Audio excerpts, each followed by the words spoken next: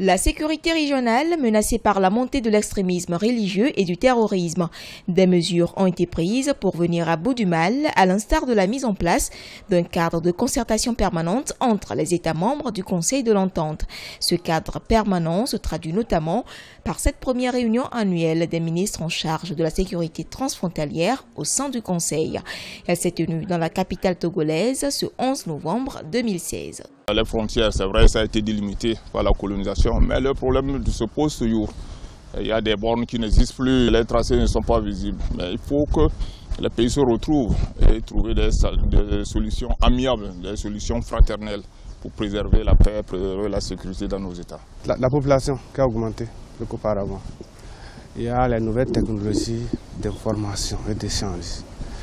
Il y a de nombreux problèmes économiques liés au développement, des problèmes de changement climatique qui obligent les déplacements de population. Voilà les chantiers innombrables que nous devons aborder aujourd'hui ou dans l'avenir. Une synergie d'action afin de mieux mener cette bataille contre l'insécurité et le terrorisme au profit de la préservation des biens et des personnes, c'est le principal enjeu de cette rencontre. Les grandes lignes de ces recommandations, c'est qu'il faut, disons pour résumer, mutualiser les efforts, faire en sorte que nous soyons plus efficaces, qu'on puisse faire la prévention et aussi qu'on puisse régler au fur et à mesure toutes ces questions relatives donc au terrorisme.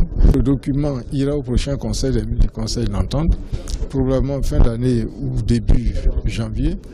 Et puis ensuite parviendra au chef d'État.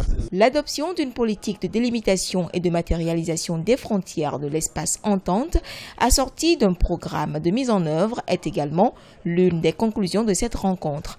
Le Conseil de l'Entente regroupe le Bénin, le Burkina Faso, la Côte d'Ivoire, le Niger et le Togo.